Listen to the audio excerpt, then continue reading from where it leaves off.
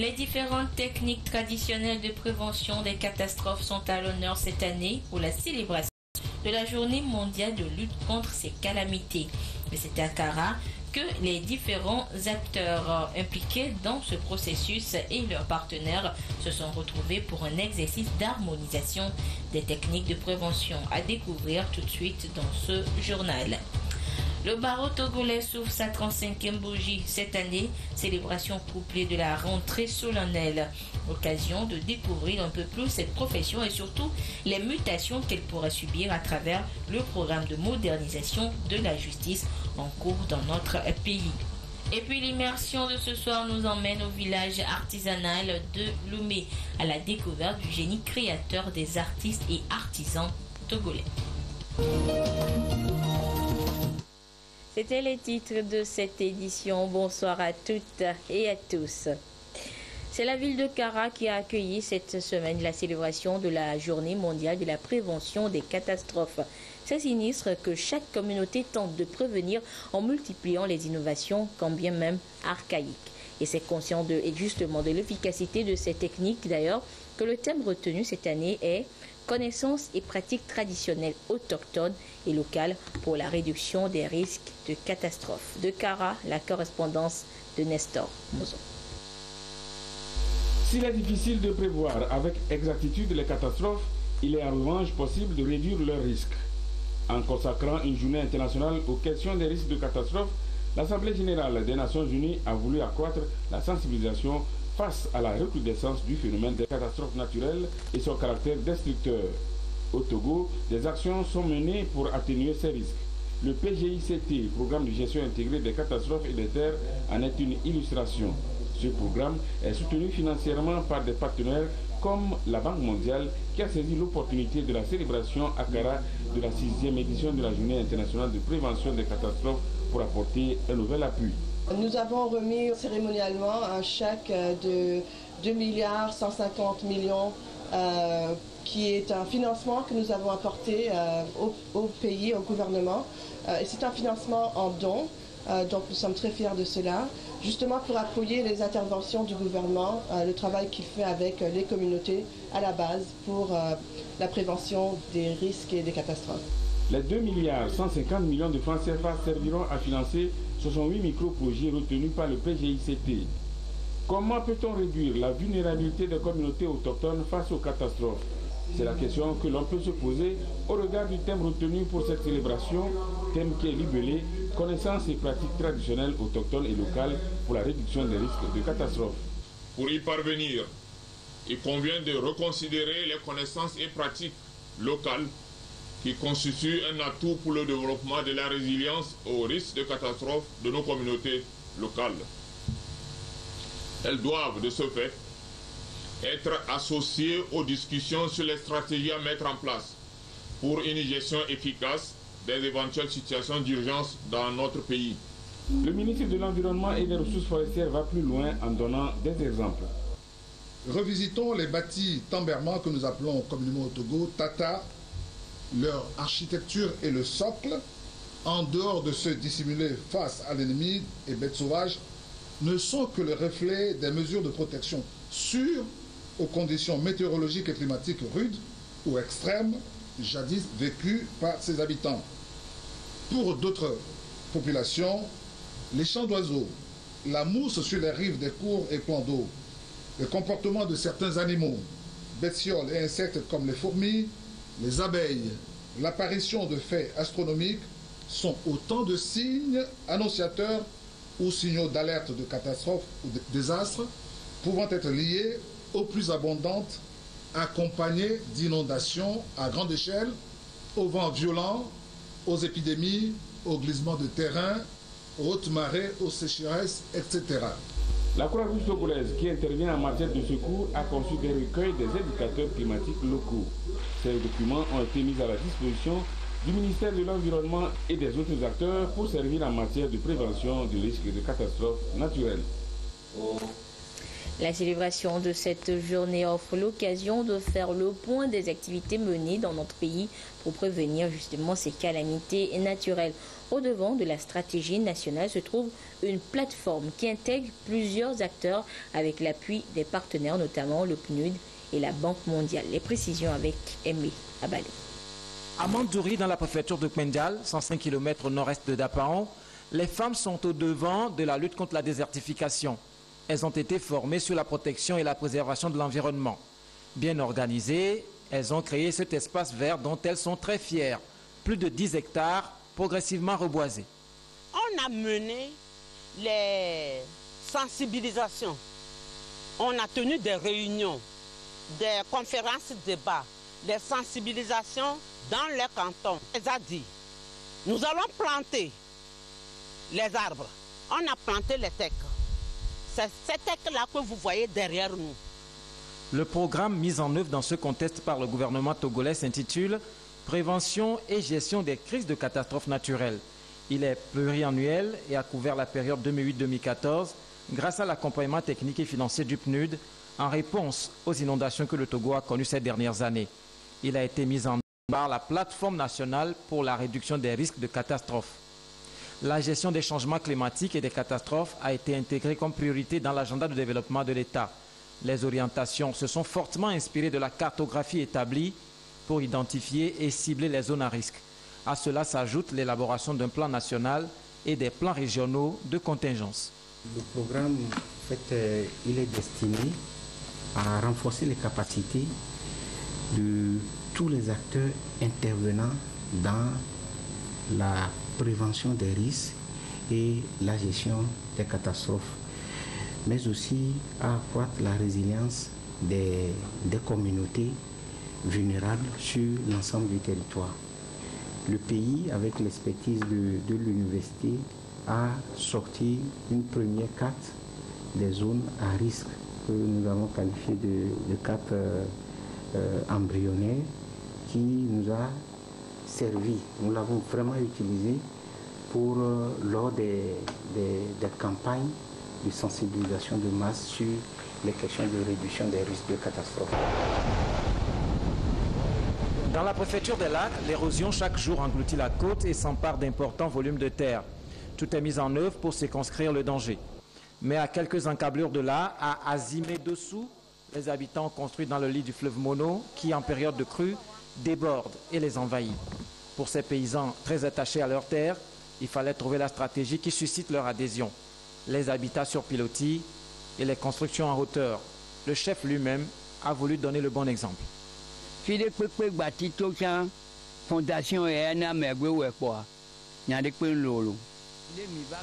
que soit la menace de l'eau, cette fondation bien élevée me permet d'être à l'abri. J'invite les autres aussi à construire en hauteur. Les actions du PNUD ont été consolidées par la Banque mondiale à travers le projet de gestion intégrée des catastrophes et des terres. Des infrastructures d'assainissement ont été construites. Les communautés vulnérables ont été appuyées à mieux faire face aux questions de changement climatique et à la gestion des espaces cultivables, et le système d'alerte précoce a été renforcé. Les autres actions menées concernent la formation des spécialistes en études d'impact environnemental et des noyaux d'experts nationaux en évaluation des dommages, pertes et besoins de reconstruction et relèvement, l'établissement d'un profil pro-balistique des risques de catastrophe au Togo. Les nouvelles technologies seront également mises à contribution pour consolider davantage le mécanisme d'alerte précoce. Prévenir les catastrophes pourrait permettre de booster la production agricole dans notre pays. Et dans la région des savanes, ces produits agricoles auront bientôt un lieu de stockage. Il s'agit d'un projet de construction d'une centaine de magasins au bénéfice des agriculteurs. L'évaluation des travaux avec Désiré à l'œil. De vastes superficies emblavées du riz, une provision qui sera récoltée bientôt et sera stockée ici dans ce magasin en finition à proximité du site Zap Nano dans l'os de Tandjouara. Dans la région des savanes, certains magasins de stockage sont à l'étape de réception et d'autres en phase d'achèvement.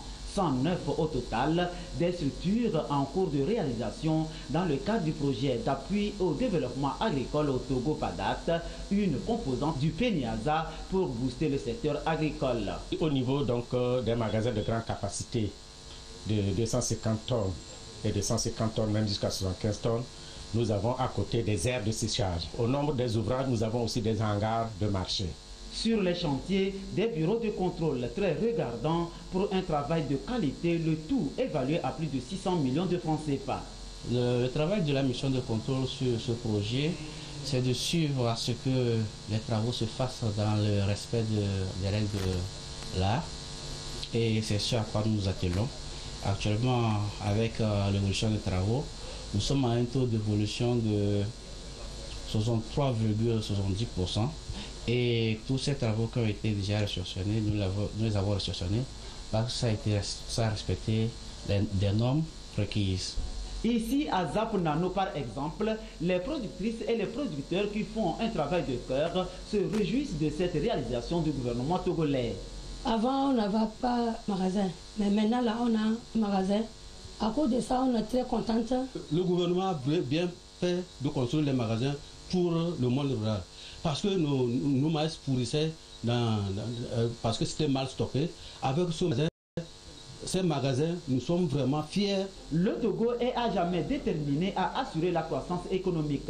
L'agriculture est le premier maillon et il faut s'engager fermement pour atteindre les objectifs. Nous venons de visiter les 109 magasins des 5 préfectures dont le taux d'exécution tourne autour de 63%. Dans ces magasins, vous savez, ces magasins ont été construits pour permettre aux populations, surtout vulnérables, de conserver leur production. Nous avons demandé aux femmes, disons aux groupements que nous avons pu rencontrer, de bien sur les travaux, d'apporter leur contribution à l'exécution des travaux.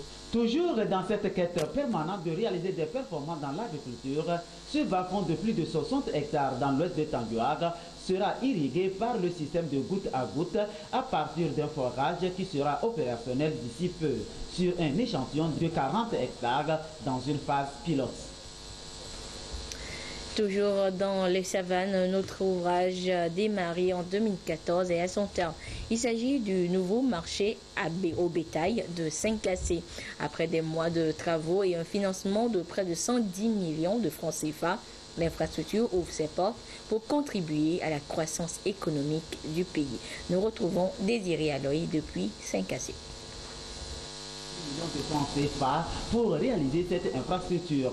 Un marché à bétail moderne ici à Saint-Cassé, à l'extrême nord du Togo. Un projet du gouvernement togolais concrétisé et qui s'inscrit dans la réflexion prospective et stratégique sur les enjeux de mobilité des élevages, que ce soit au cours de la transhumance transfrontalière ou lors de son commerce via le convoyage à pied ou en camion en lien avec la problématique de la sécurité alimentaire dans l'espace UMOA. Avant, le marché était vide, c'était pas clôturé. Les bœufs se volent à Nésor, les bœufs peuvent rentrer dans le marché, puis courir. Maintenant, bon, vraiment, dans ce parc, j'espère qu'il y aura la solution. Les vols vont diminuer, les pertes de bœufs aussi vont diminuer. Vraiment, je suis content de ce marché. Et puis, je remercie IMOA et je remercie le gouvernement togolais. Troisième marché à bétail par son importance, après Adetikope dans le sud et Koundouaré dans le Pengal, c'est un projet d'appui à la productivité d'élevage financé par l'UMOA et mis en œuvre par SILS, Comité inter-État de lutte contre la sécheresse au Sahel, pour soutenir le programme de relance économique initié par le chef de l'État, Faure Gnassingbé. Ce marché à bétail rentre le cadre du renforcement de la sécurité alimentaire. Et comme vous le savez, la filière bétail-viande est très importante pour le renforcement de cette sécurité alimentaire. Cette infrastructure joue aussi un rôle très important dans l'intégration régionale.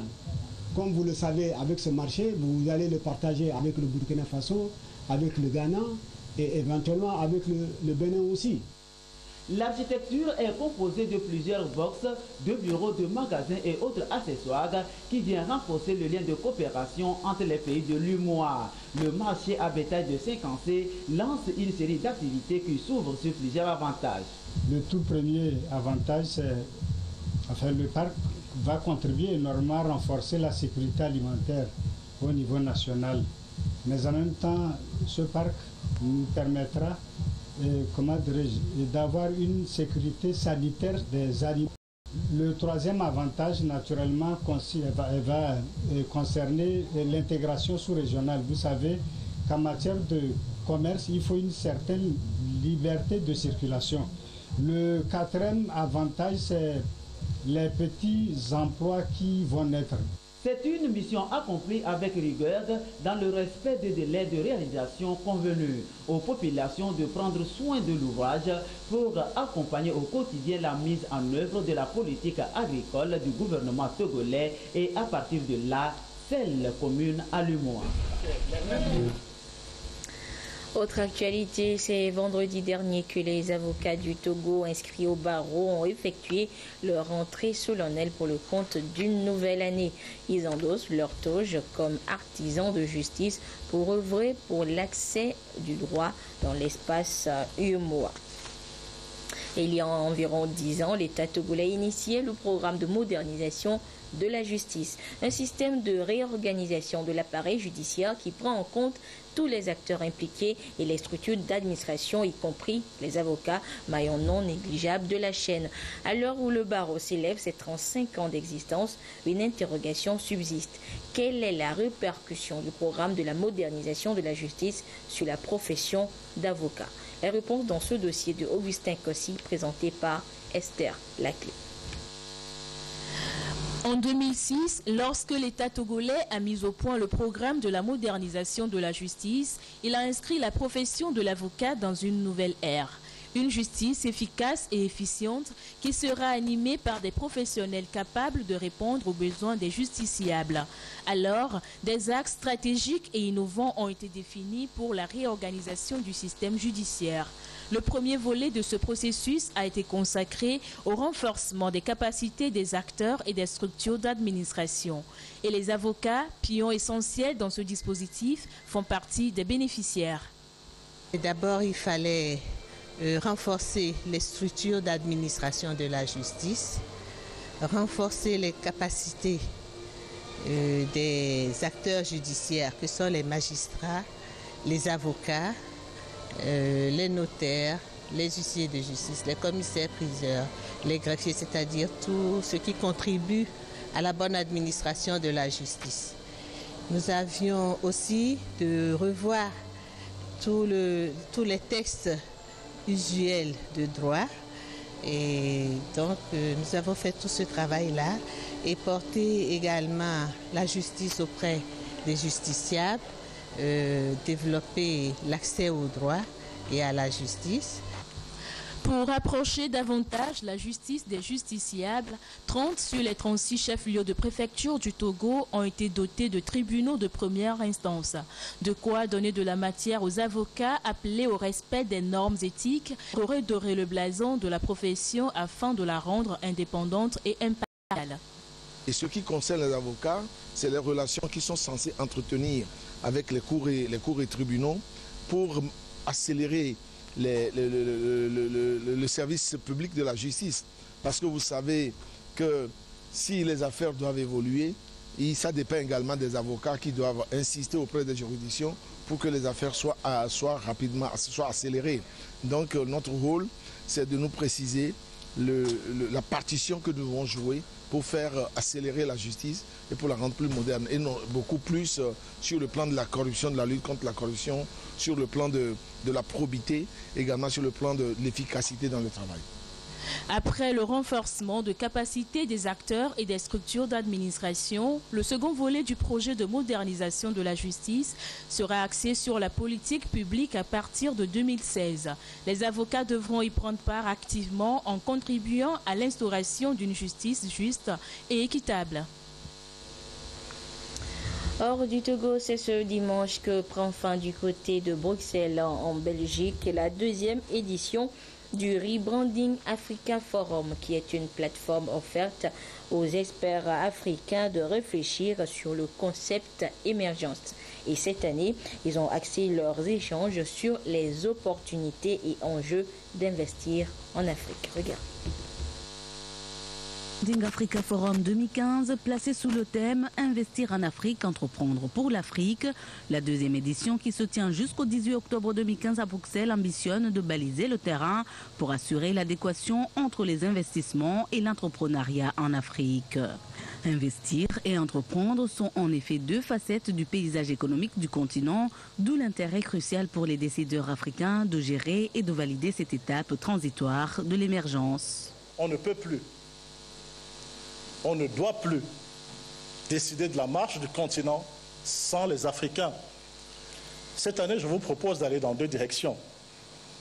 Nous continuerons de nourrir la réflexion sur le développement de l'Afrique, qui pour nous n'a de sens que parce qu'elle doit précéder effectivement l'action. D'une part, le rebranding Africa Forum s'inscrira davantage dans cette perspective de concrétisation des idées en favorisant la densification du réseau des bâtisseurs de l'Afrique d'autre part.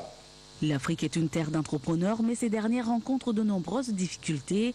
Parmi les chantiers de modernisation du secteur de l'entrepreneuriat, l'accès au financement des PME et PMI, mais aussi la dynamisation des investissements sur le continent. Un indicatif dans ce contexte, c'est que le private equity est devenu un des engins, un des moteurs, de ce développement en matière de financement et d'investissement.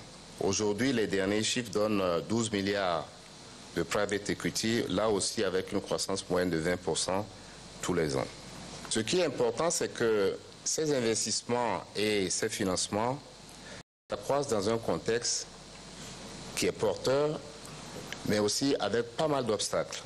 Le plus important que des obstacles, c'est celui du financement. Les PME africaines ont la plus grosse difficulté à se financer. Vous avez les multinationales, les grandes entreprises qui ont toujours les banques prêtes à leur donner les financements. Vous avez les micro-entreprises qui ont la microfinance pour se financer, mais les PME qui sont au milieu ont des difficultés à trouver les ressources pour se financer. Le décollage économique du continent est bel et bien amorcé. En témoignent les données de la Conférence des Nations Unies sur le commerce et le développement dans son rapport de 2014 sur les perspectives économiques en Afrique. Les investissements directs étrangers pourraient connaître une croissance moyenne de 5,7% en 2015.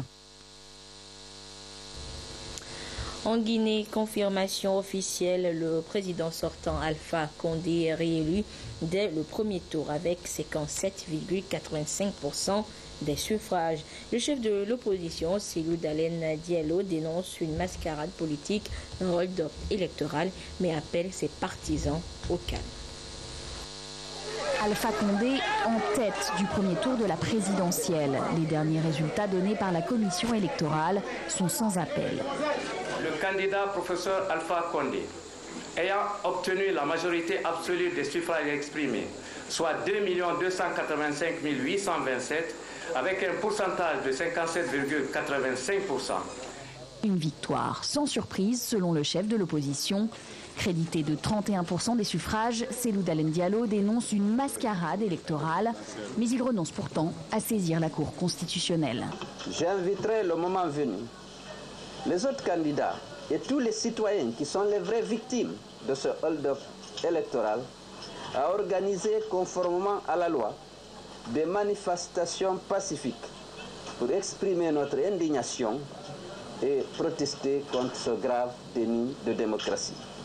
En attendant, je demande à tous les Guinéens de faire preuve de retenue et d'éviter toute forme de violence. Je vous remercie. À Conakry, le calme règne pour l'instant. Les Guinéens sont dans l'attente. La communauté internationale, inquiète du risque de violence, a appelé les candidats à régler les litiges en justice et non dans la rue.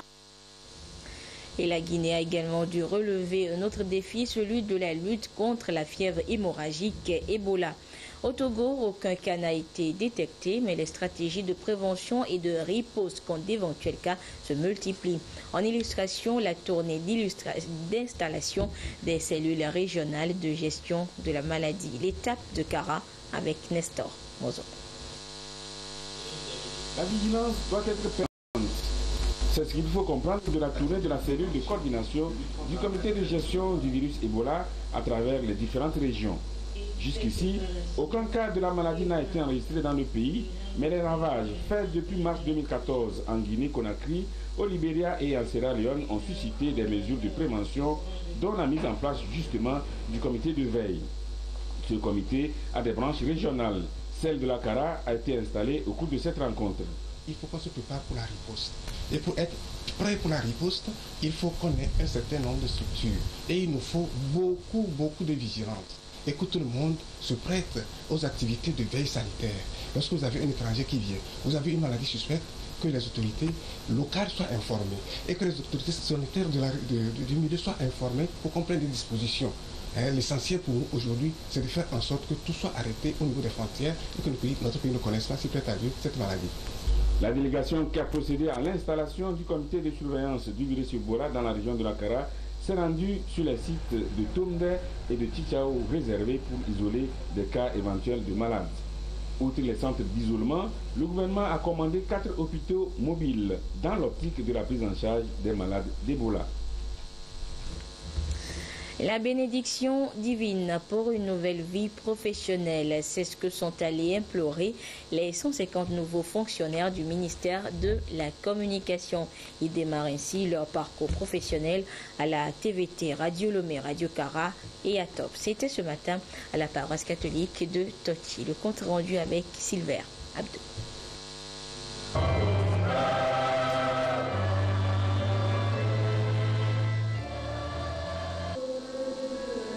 Une messe d'action de grâce à la paroisse Saint-Esprit de Toti. À cette célébration eucharistique, les fidèles ont élevé leur voix pour communier et rendre grâce au Seigneur. Cette messe a été célébrée à la demande des nouveaux fonctionnaires du secteur de la communication. Ils se sont unis d'intention avec ceux de l'intérieur du pays pour remercier et magnifier le Seigneur pour ses bienfaits. Nous nous sommes retrouvés ce matin, nous les nouveaux fonctionnaires de la communication, dans le but de rendre grâce à Dieu et dans une communion, remercier le Seigneur pour tout ce qu'il a fait dans notre vie. Depuis que nous avons commencé jusqu'à aujourd'hui, nous sommes intégrés dans la fonction publique. Nous voudrions également remercier le gouvernement qui, sous l'impulsion du chef de l'État, a pris une décision salutaire.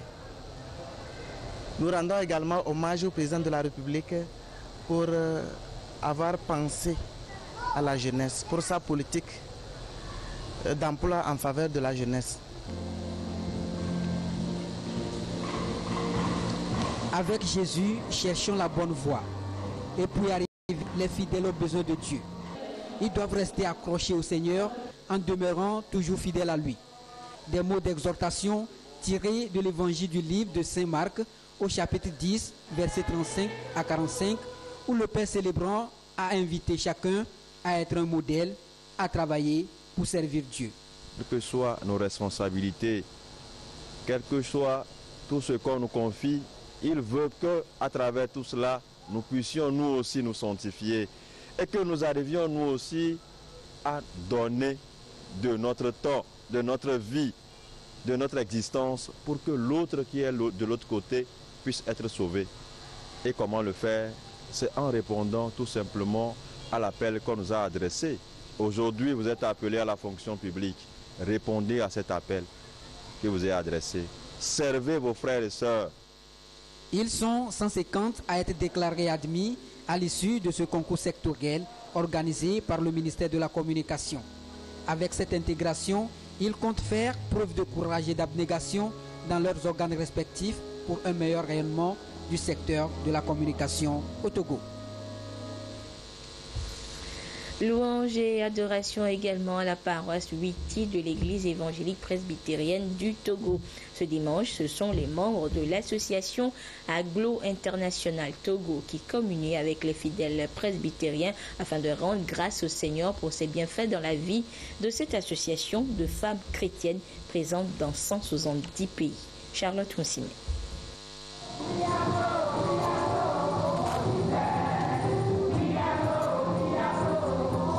Ce culte à l'église évangélique presbytérienne du Togo, paroisse de Witi, est une prière d'action de grâce pour dire merci à Dieu pour tous les bienfaits qu'il ne cesse d'accorder aux membres de l'association Aglo International et à la nation togolaise. Nous avons eu des élections pacifiques. Nous l'attribuons à la main puissante de Dieu. C'est Dieu qui est intervenu, c'est pour cela qu'il n'y a pas eu de troubles, ni avant ni après les élections. Et jusqu'à présent, nous vivons pacifiquement et nous nous acceptons les uns avec les autres. En plus, nous voulons ajouter au fait que dans le groupe, il y a eu des témoignages, il y a eu l'intervention divine ici et là. Dieu est intervenu dans la vie des unes et des autres sur les requêtes que nous avons eu à présenter à Dieu tout au long de l'année. Nous avons eu satisfaction au-delà de nos espérances. Et en retour, comme la Bible recommande, il est bien sain de dire merci à Dieu. Aglo International est une association féminine qui a pour vocation première de prier sans cesse pour obtenir miséricorde pour chaque pays membre, dont le Togo. Ce qui d'ailleurs est traduit dans la devise « Chaque nation touchée, chaque cœur transformé ». À ce culte, le célébrant a convié tous les membres à plus d'ardeur et de dévouement dans la mission chrétienne. Référence faite à l'évangile du jour, tiré de Marc chapitre 10, versets 35 à 45. Aglo International est présente dans plus de 170 pays et mène des actions humanitaires dans les orphelinats, les lieux de détention et les hôpitaux, entre autres.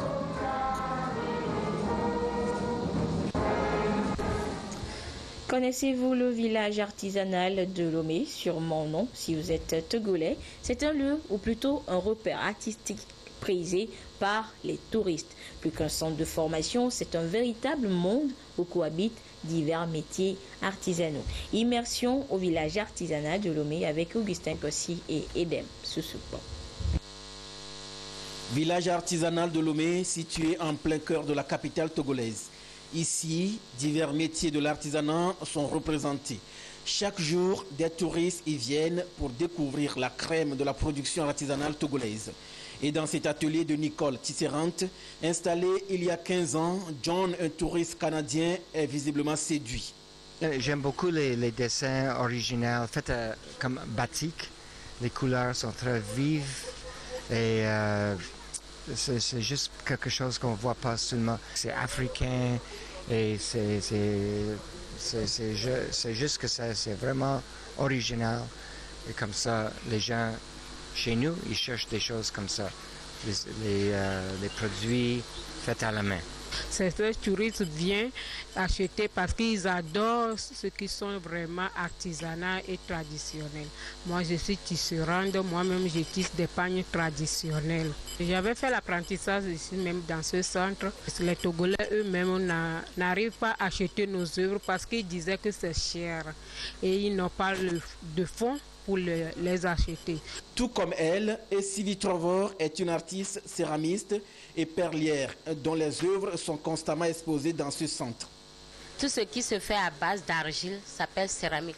Donc je fais les pots de fleurs, tout, mais je me suis basée pour les colliers en terre cuite. Donc on les appelle les perles céramistes. Il y a les anciens, les perles. Et puis il y a les perles en pâte de verre qu'on fait avec bouteilles là. On broie les bouteilles, ce que les Ghanéens font, je fais ça aussi. Donc j'avais des différentes sortes de colliers.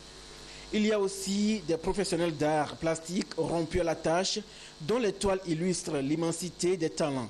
Tout ceci pour faire du village artisanal un véritable repère. Dans ce stand, par exemple, c'est le culturel qui est beaucoup plus mis en exergue. Du batik décoratif au vestimentaire, Daniel explore toutes les thématiques susceptibles de susciter l'admiration des clients. Le batik décoratif fait à base du tissu coton 100%. Une fois que c'est le tissu coton 100%, ça garde la couleur. C'est la vie quotidienne du village. Ça parle du village du Togo. Voilà, une femme, elle est assise, elle est en train de faire la cuisine, l'autre fait le foufou, donc deux qui revient du champ.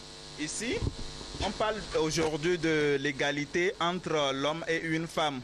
C'est ça là que j'ai créé comme abstrait. C'est très important de garder les traditions dans chaque pays il faut garder l'artisanat, c'est le cœur du pays, c'est l'âme du pays. Et moi je suis très intéressé et je trouve ça très joli et très beau de voir comment fonctionne l'artisanat dans chaque pays, que ce soit au Togo ou en France ou partout. Et il faut préserver ça, il faut garder ça très fortement ancré dans le cœur des Togolais. Et puis... Autre objet d'attraction, la sculpture et la poterie. Agbozo, un des patrons sculpteurs de cette session, fait partie des pionniers du centre. J'ai fait l'école professionnelle Saint-Joseph. On va vous l'œuvre là que je vous présente ça par exemple. C'est un symbole de l'entraide. C'est la sirène. Ça c'est la sirène. C'est fait en bois d'ébène. Hein. Tout est en bois d'ébène. C'est la sirène ça. Vous pouvez voir que c'est ça qui est ici. Le centre est plus visité par les touristes étrangers que par les nationaux. Le principal défi concerne l'écoulement des productions artisanales et artistiques vers l'extérieur pour offrir plus de visibilité au génie créateur de ces artisans togolais. Et puis ce livre qui vient apporter plus d'éclairage sur les attributions de la Cour pénale internationale. Il est intitulé « La Cour pénale internationale à l'épreuve de la répression en Afrique, des préjugés aux réalités ». Et la dédicace, c'était cette semaine à l'Université de Lomé. Robert Kotogbe, Prudence Zissou.